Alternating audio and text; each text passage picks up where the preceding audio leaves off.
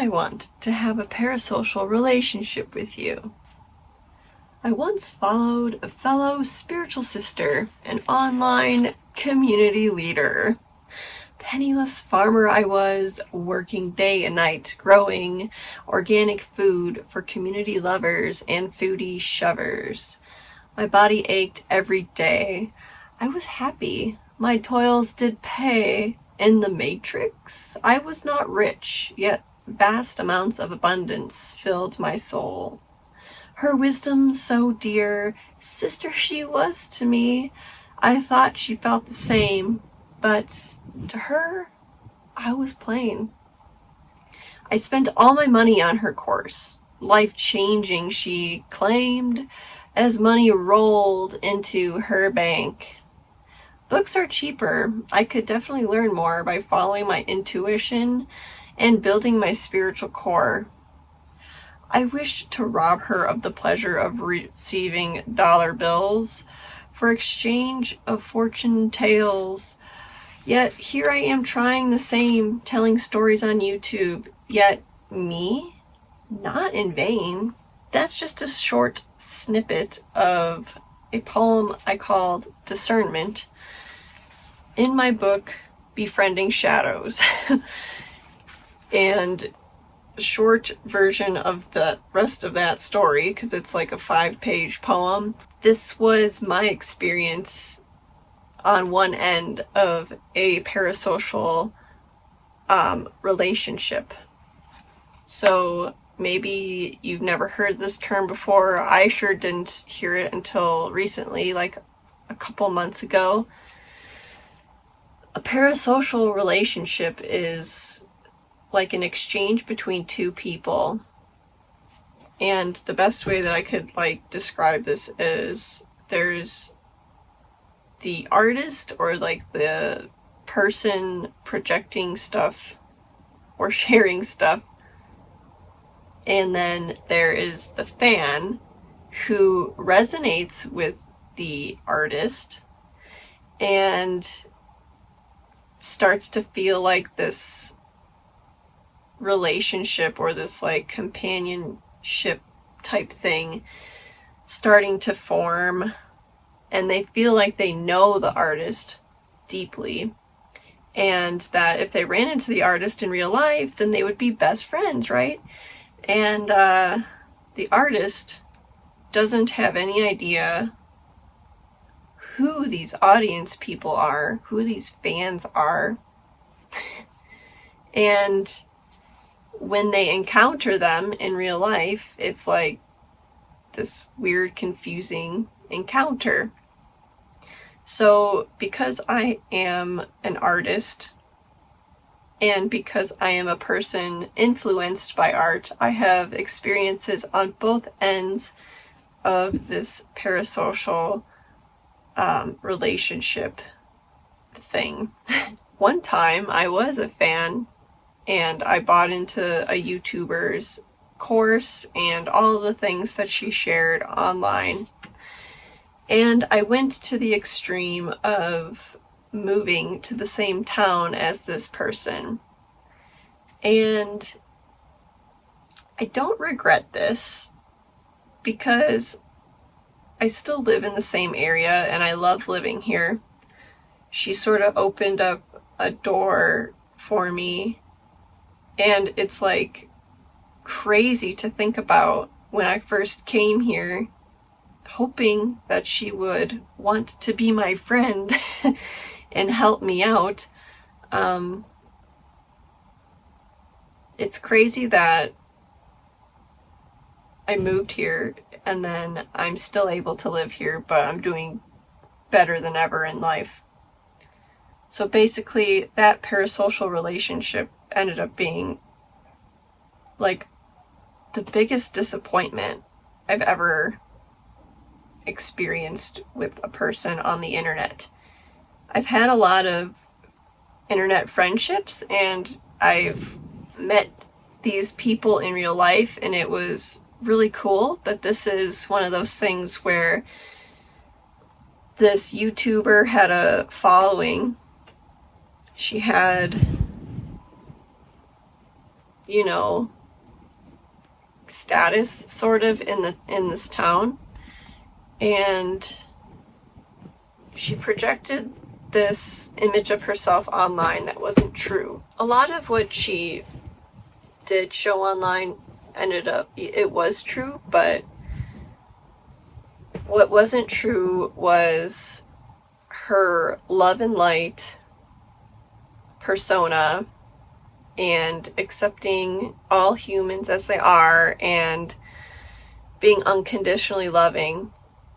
And then when she's presented with this, I can't be mad at her because this happened to me later in my life. We moved to the area that she lived in, and she knew it because I was still taking her course and going to her weekly Zoom meetings with the other people in the course. There were like 40 of us, and then a lot of them ended up coming through town anyway, and I got to meet a lot of them, and I still keep in touch with a couple of them even to this day, like 7 years later. But I moved into a tent with my partner in the desert, and we lived in this tent for a month. I thought that when I came here, she would help me network with people and I could find a place for us to live, but I got here and she ignored me, wouldn't answer my messages, and then eventually my partner got a job and he would run into her at the grocery store because he worked at the grocery store and she shopped there. And then we got invited to like a YouTuber party. And I knew some of these other people that were also YouTubers because I watched their channels too. And it was just one of the most bizarre things to see these people in real life when I was watching them on a screen for a couple of years. And their advice greatly influenced my life. And there I was, living in a tent in the desert. It changed my perspective on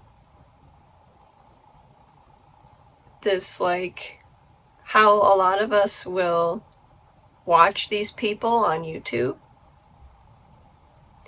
and be influenced by what they're saying. And this chick was like, she was like anti-Matrix, anti-society, let's build new Earth, let's live in 5D, all of that, you know. Back to the poem. Meeting her was a challenge, and once I did, I felt betrayed.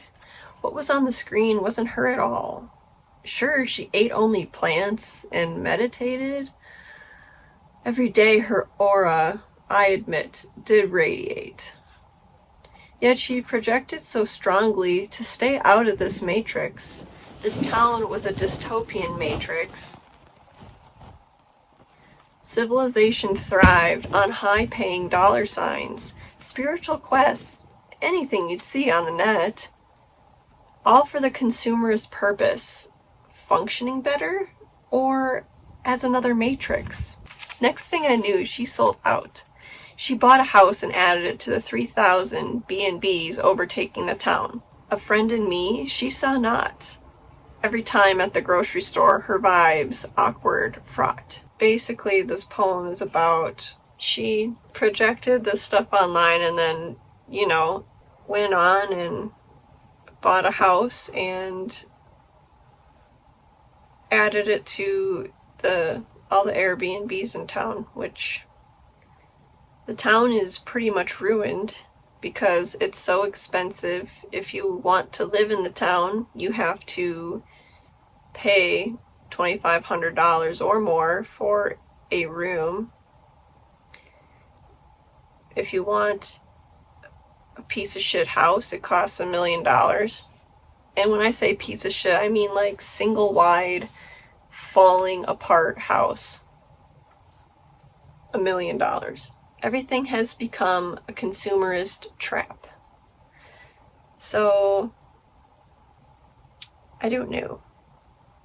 On the other hand, I've been in her position before, and this story is sort of disturbing, and I share it a lot more openly on my blog. I wrote an essay about this, about how somebody stalked me from my YouTube channel and tried to find me and walked on foot like 600 miles to do so. And it's really just a story because the only proof I had was through emails. I don't have any like tangible proof that this person did this. So somebody could have just been messing with me. But it was very disturbing, and it like stopped me from pursuing anything on the internet, and it gave me a huge lesson in these parasocial relationships. Gosh, it was like 2022, I think. It started December 2021. I was really interested in ancient earthworks and sacred sites, and like the potential for there to be these energy lines that go along the earth. They're called ley lines. And following the minor ley lines, which are, it's really interesting if you look into it, and then when you start to research it and go down those rabbit holes, there's a lot that you can discover.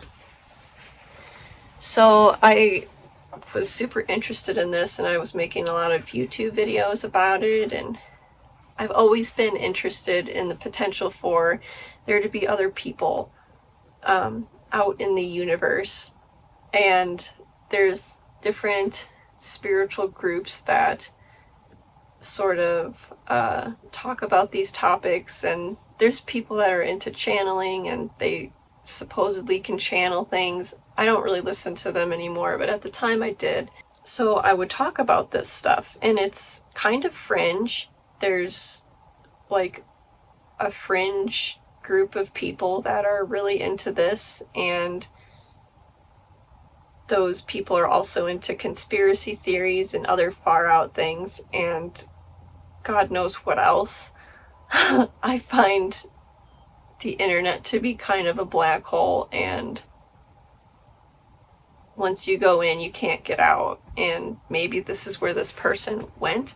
But a lot of my followers were kind of the ones that talked to me and would have conversations with me outside of YouTube.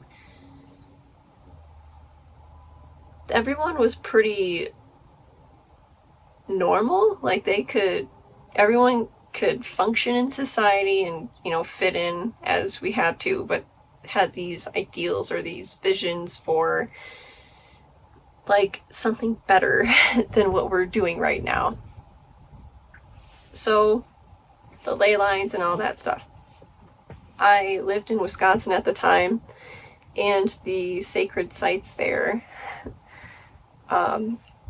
were these ancient effigy mounds, and there's some that aren't in the shape of an animal. They're just like cones and cylinders across the land, and they're really interesting. And I don't know like a ton to be an expert, but I just find them interesting. Like there's a set of them that look like the Little and Big Dippers, right? And then all of the effigies are of bears. So what does that say? That's like mirroring the sky, and what does that mean? And I don't know. That's just interesting. There's one of these effigy mounds that it's the only, they're called anthropomorphic which means that they, it's like a person that's part animal. So there's this one in central Wisconsin called Man Mound, and I wrote an article about it, and I made art about it because I thought it was super interesting. And I always like to tie in the native and local plants and stuff. So I was just really into this topic that year. And at the end of 2021, I check an email account that I didn't usually look at, and there were several messages from a person that watched me on YouTube, and they started contacting me, and the messages were like, I'm really lonely, you remind me of this character from this show, you really get my visceral fluids flowing. And the energy of the message was really disturbing to me. Like, he thought of me as like his princess or his like savior or something. It was just too much. So I logged out of the email account. I was like, please don't contact me anymore. I don't want to hear from you. But to some people, even a negative or like a getting denied email is enough to keep them going. So I didn't check the email for a few months.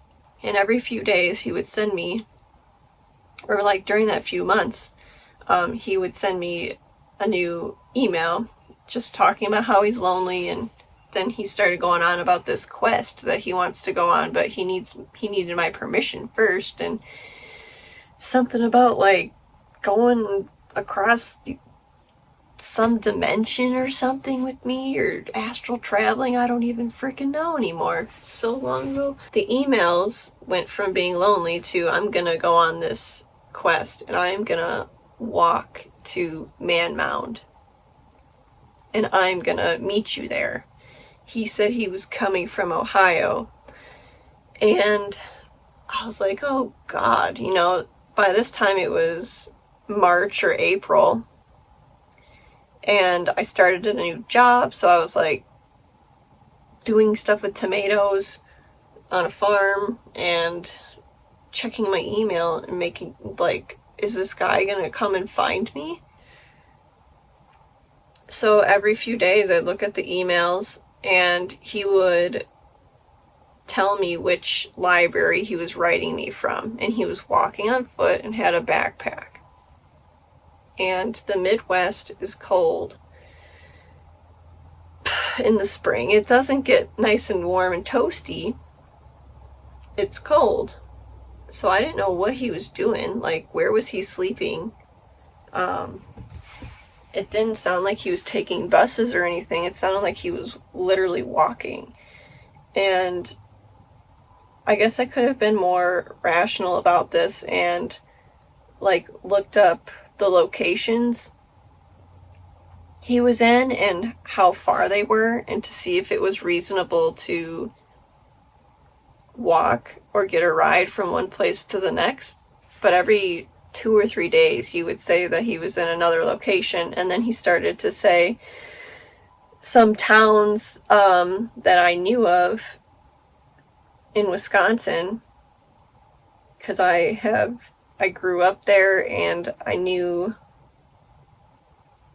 a lot of the towns that he went through because they were like where I lived and went to college and stuff. So it just kept getting closer and closer, and I was getting more and more anxious.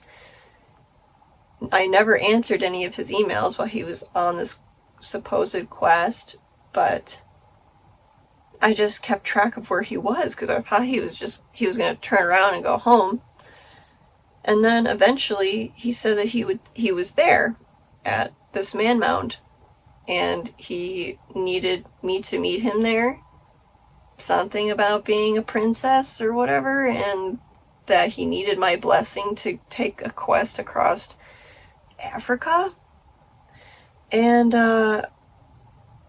I shut down. I really didn't know what to do. He said he would stay around the park, which is like a half acre next to somebody's house in the middle of nowhere, like 5 miles from the nearest town.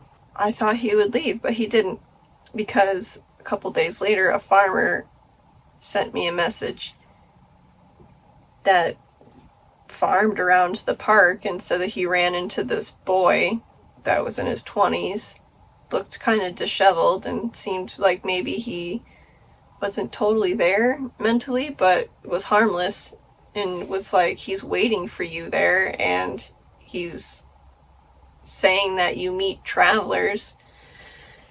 And I was like, I did not consent to this. I did not ask to be followed or sought after like this.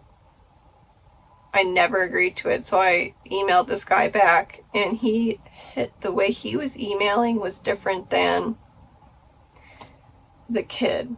And he's like, you need to email the kid back and tell him that you're not going to meet him, because he's not going to leave without hearing from you. So I emailed him back, and I was like, the kid, and I said, bro, I do not consent to this. I'm not meeting you there. Please go home and contact your family. I'm sure that they're really worried about you. Like, you're like doing this really crazy thing. Call somebody to come pick you up or whatever. And he refused. He did not want to leave without meeting me. And then I got worried, because I didn't want to have to call the cops and get like a whole crazy thing involved. I didn't want to be responsible for if he got hurt. And I never said that I met travelers. So eventually the farmer emailed me back and said that he saw the sheriff over there, and he hadn't seen the kid since. But the kid kept emailing me, and he figured out my last name. I think he found me on Facebook, and he was writing me these emails that were sort of threatening and using my last name, and it just turned into this like psychological thriller type thing. And then it all ended and got quiet. And I didn't really make YouTube videos for a long time after that. And that's been one of the main reasons why I've sort of stopped putting myself out there in video form, or really anything, especially around those topics, since. And I know that maybe a lot of the people that are still on this channel maybe wondered about that, but it was just really scary to get stalked like that, and then to get threatened. And thank goodness that this park was so far from my house where I was living. It was like 2.5 hours or something. But I told my friends and people in town that I was being stalked, and that if somebody came looking for me, that to like not let him know where I was. But thankfully I didn't run into that problem. So now I'm a lot more careful with things I put online. I always use a pen name. I have like a double pen name that I use on one of my blogs, because I don't want something like that to happen again. And you just never know who you're gonna meet online. And this world is so interesting and crazy that we live in. So yeah, I have been on both sides of this parasocial relationship coin, and it's stressful to be on both sides. And I suppose what I'm trying to do with this book Befriending Shadows. It is a poetry collection, and a lot of the poems are about how the internet affects us. And I write so openly and raw and honestly about my experiences with the internet and how it affected me as just a human, as a friend, and as like an artist who is putting themselves out there. I've been really freaking blunt, and it's like confessional. It's gnarly. And I hope that through the book I can inspire people to pursue the things that they need, the basic human needs, through the community and through living in real life. I have relied on internet relationships for a long time, being nomadic, and just being sort of outcast from society, not wanting to participate in something that is sort of like horribly wrong for people. Something needs to change, and I've always believed in that, and that's why I live my life a certain way, because I hope that, well, obviously it works for me, and it's not glamorous. It's not like I'm freaking rich, rolling in the dough from what I'm doing, but a lot of my life is for me, and it's free. I'm more free than I would be if I was working a 9-to-5 and doing the I made up this term, the SAP lifestyle, the sad American path. I just wrote about that in one of my recent essays. All of this stuff I'll link in the description if you're interested in it. That's why I'm doing what I'm doing. I named my blog and my film series In the Pursuit of Something Real, and this podcast is called In the Pursuit of Something Real because I feel like we all live in a fallacy by spending so much time on the internet, and it's starting to do something really bad to the human race, and I don't want to see that happen. I want to see people meeting in clubs and stuff to hang out and to make friends that way. Going out and pursuing your dreams, whether you want to start a business or whatever the hell, you know?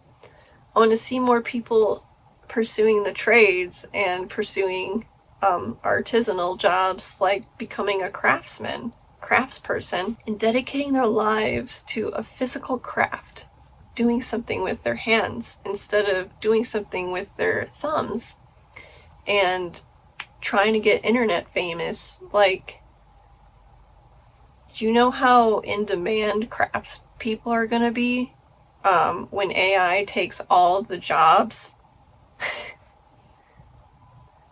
It's a good time to get back to the real world. And I say that as a tradesperson myself, working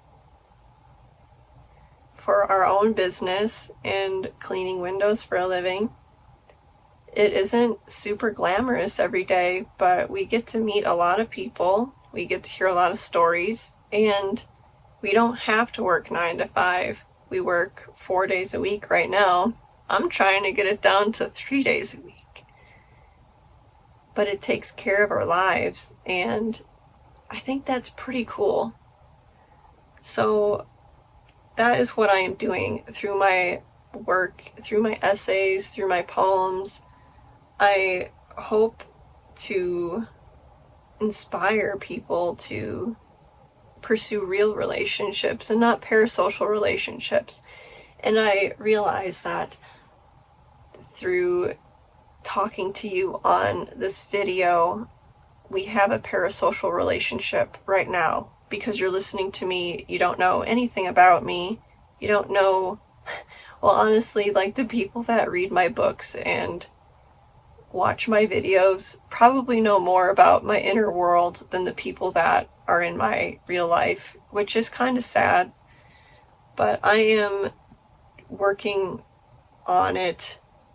I'm trying my best to open up more to people because I have been really closed off. That is kind of revealed in my books anyway, and my essays as to why. But I don't know. This parasocial relationship thing is what it is, and I don't think it's something we can escape as people and progressing the way that we are through time.